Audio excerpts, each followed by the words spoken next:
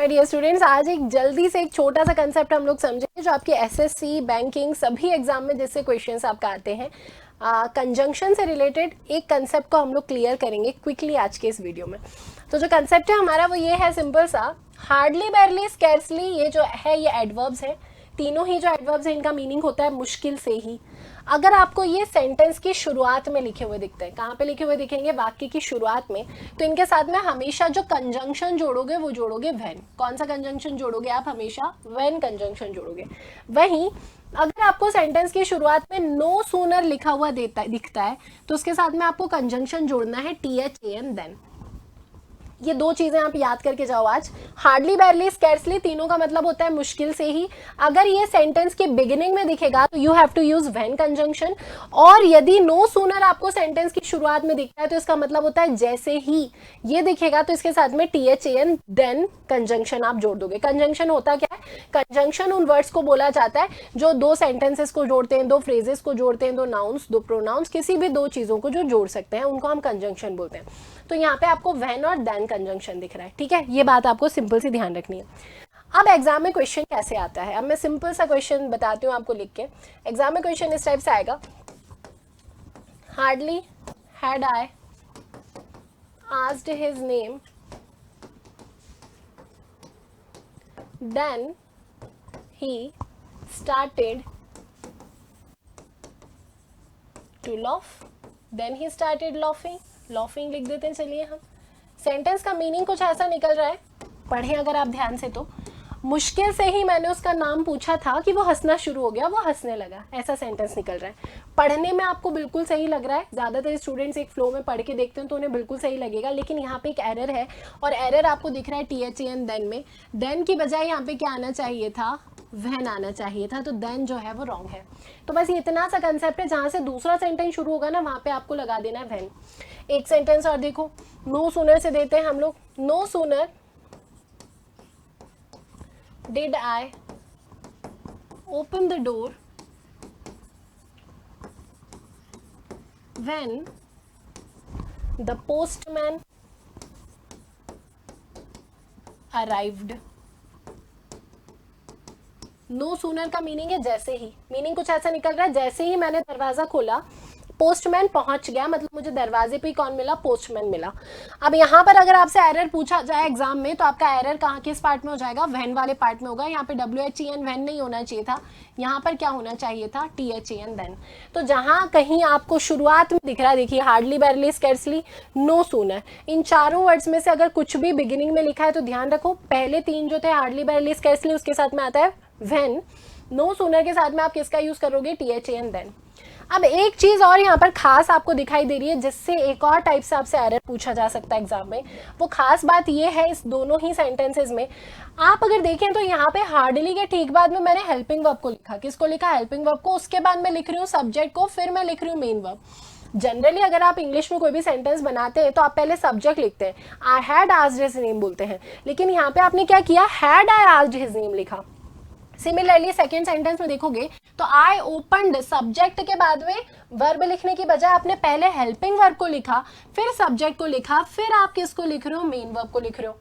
तो जो दूसरा एरर आता है वो इसी पार्ट से आता है। ये जो हुआ है यहाँ पर ये कहलाता है आपका इन्वर्जन रूल। इसको क्या बोला जाता है बच्चों? इसे बोलेंगे हम लोग inversion rule. Inversion rule, inversion का मतलब क्या हुआ? इन्वर्ट कर दिया। मतलब सिंपल सेंटेंस में सब्जेक्ट के बाद में हेल्पिंग वर्ब आता है, फिर आपका मेन वर्ब आता है। यहाँ पे हमने इन्वर्ट करके लिख दिया, पहले हमने हेल्पिंग वर्ब लगा दिया, फिर सब्जेक्ट लगाया, फिर वर्ब लगाया। जनरली इंग्लिश ग्रामर में ये इन्वर्जन रूल आपको दिखाई देता है जब आप इंट्रोगेटिव सेंटेंस फॉर्म करते हैं। यहाँ पे सेंटेंस इंट्रोगेटिव नहीं है लेकिन उसके बावजूद आपने इन्वर्जन रूल लगाया, क्योंकि एक रूल ही है इंग्लिश ग्रामर का कि जब भी हार्डली, बैरली, स्कैर्सली या नो सूनर वाक्य की शुरुआत में होगा, क्योंकि ये एडवर्ब होते हैं तो इनके साथ में एक इन्वर्जन रूल लग जाता है। ये एक प्रकार के हार्डली, बैरली, स्कैर्सली जो एक प्रकार के एडवर्ब्स हैं जो एक्सट्रीम एंड्स पे लगे हुए होंगे, तो इनके ठीक बाद में किसको लिखना जरूरी होगा? हेल्पिंग वर्ब को। तो इसीलिए इनके ठीक बाद में आप हेल्पिंग वर्ब लगाओगे, फिर सब्जेक्ट लगाओगे, फिर मेन वर्ब लगा दोगे, ठीक है? तो ये सारी बातें ध्यान रखो। यहाँ पे मैंने देखिए इन्वर्जन रूल भी लिख लिया है।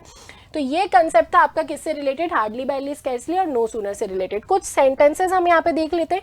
मैं आपको सेंटेंसेस देती हूँ। देखिए सेंटेंस अगर लिखा हुआ है हार्डली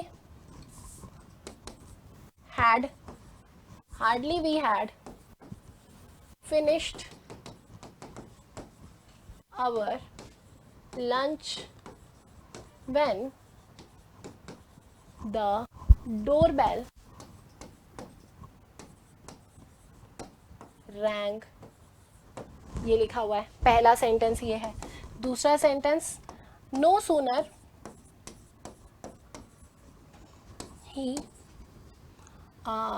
he studied या फिर started studying then the electricity went off या फिर went out, दोनों बोल सकते हैं। दोनों सेंटेंसेस को ध्यान से देखें तो आपने अभी जो कंसेप्ट पढ़ा था वो क्या पढ़ा था, हार्डली बैरली स्कैर्सली के साथ में क्या आना चाहिए, व्हेन। तो ये तो भैया सही लगा हुआ है। यहाँ पर नो सूनर के साथ में क्या आएगा आपका, THAN देन, तो ये वो जो है ये भी बिल्कुल सही लगा हुआ है। गलती अब यहाँ पर कहाँ हो गई, इस वाले पार्ट में, वी हैड फिनिश्ड। हमने ये भी पढ़ा है कि जब भी ये स्टार्टिंग में होते हैं तो पहले इन्वर्जन रूल लगता है। तो इसको सही करके कैसे लिखोगे, आपको पहले हेल्पिंग वर्ब लगाना है, देन आप सब्जेक्ट लिखोगे, देन आप वर्ब को लिखोगे। तो हैड वी फिनिश्ड आपका सही होगा। तो इस टाइप से भी आपका एग्जाम में एरर आ सकता है।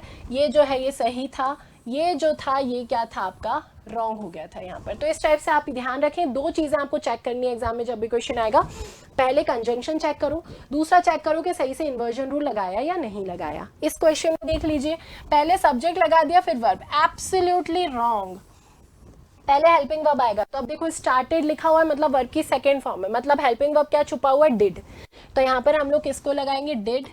डिड के बाद में सब्जेक्ट लिखना है, सब्जेक्ट कौन है, ही।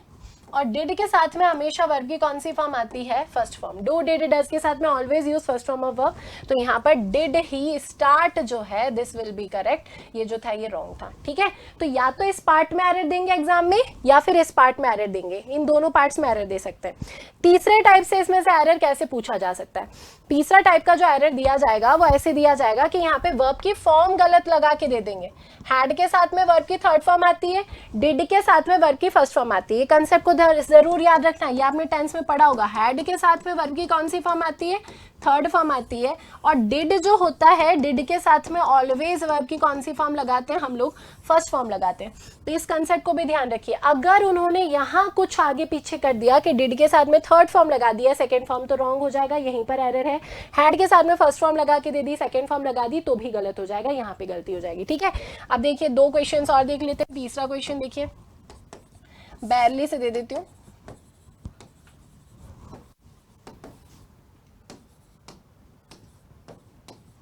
Barely did he received his salary when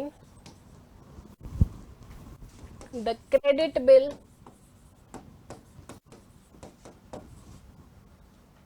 came. When the credit bill came. चौथा क्वेश्चन देखो, हार्डली नो सूनर से लिख देते हैं। No sooner did we, had लिखते हैं, had we reach his home when it started to rain. दो sentences आपको क्लियरली दिखाई दे रहे हैं। अब देखिए सबसे पहले स्टेप में क्या करना है, जैसे ही आपको स्टार्टिंग में दिखे barely, hardly, scarcely, no sooner, सबसे पहले आप चेक करोगे कंजंक्शन। तो भाई कंजंक्शन चेक करो, बेयरली के साथ में व्हेन जो है ये बिल्कुल सही कंजंक्शन है, इसमें कोई एरर नहीं है, बिल्कुल सही हो गया। अब फिर दूसरी बात चेक करना है इन्वर्जन रूल। तो देखो इन्वर्जन रूल लगा है ठीक, बाद में हेल्पिंग वर्ब दिख रहा है, ये भी बिल्कुल सही है। तीसरी बात चेक करो वर्ब का फॉर्म। तो डिड के साथ में रिसीव्ड लिख दिया, हमने क्या देखा था कि डिड के साथ में वर्ब की फर्स्ट फॉर्म होती है, रिसीव्ड हो गया गलत। यहाँ पे सही क्या होना चाहिए था, डिड ही रिसीव। तो मतलब है मुश्किल से ही उसकी सैलरी रिसीव हुई थी कि उसका क्रेडिट बिल आ गया। ठीक है, यहाँ पर देखिए no sooner had we reached his home when, दो एरर्स हैं भाई इसमें। यहाँ पे एक तो क्या आना चाहिए था, THAN देन, नो सूनर के साथ में क्या आता है, देन आता है। दूसरी बात ये हो गई कि हैड के साथ में आपने देखा है वर्ब की आएगी थर्ड फॉर्म। तो इस टाइप से स्टेप बाय स्टेप करोगे, जैसे ही शुरुआत में दिखेगा सबसे पहली स्टेप में कंजंक्शन चेक करें, दूसरी स्टेप में आप लोगों को इन्वर्जन रूल चेक करना है, तीसरे स्टेप में डिड अगर लिखा हुआ है तो वर्ब की फर्स्ट फॉर्म, हैड लिखा है तो वर्ब की थर्ड फॉर्म। तो ये जो फॉर्म्स हैं इन फॉर्म्स को जरूर चेक करिए। तो ये था आपका कंसेप्ट, 2 कंजंक्शन आपने आज की इस क्लास में सीखे। अब हम आगे देखने वाले हैं एक इंपॉर्टेंट इन्फॉर्मेशन आप सभी के लिए, और ये इंपॉर्टेंट इन्फॉर्मेशन है होली हंगामा ऑफर। तो उत्कर्ष परिवार आपके लिए होली हंगामा ऑफर लेकर आया है। 90% तक आपको छूट मिल रही है सभी ऑनलाइन कोर्सेज पर। तो अगर आप कोई भी ऑनलाइन कोर्स खरीदते हैं तो आपको 90% तक डिस्काउंट मिलेगा। ये जो डिस्काउंट है, इस डिस्काउंट के अलावा आपको 3 मंथ की एक्स्ट्रा वैलिडिटी भी मिलेगी। मतलब मान लीजिए कि कोई कोर्स आपका 6 महीने का था तो एडिशनल 3 मंथ आप उसे और ऑनलाइन पढ़ सकते हैं। तो ये 3 महीने की आपकी वैलिडिटी एक्स्ट्रा भी आपको मिल रही है। आपको करना इतना है कि उत्कर्ष ऐप को डाउनलोड करना है और वहां जाके आपको ये ऑफर दिख जाएगा। इसके अलावा आप बुकशाला में भारी डिस्काउंट पर प्रिंटेड नोट्स और जो बुक्स हैं उनको भी डाउनलोड कर सकते हैं। समझने वाली बात है कि ये जो ऑफर है ये सीमित समय के लिए है। तो ये ऑफर आपको केवल और केवल मिलेगा 21 से 28 मार्च तक। तो डेट्स याद रखिए, 21 से 28 मार्च के बीच में ये ऑफर एप्लीकेबल है। तो इस ऑफर का जरूर लाभ उठाइए, अपने फ्रेंड्स को भी बताइएगा। आप सभी को उत्कर्ष परिवार की तरफ से होली की ढेर सारी शुभकामनाएं।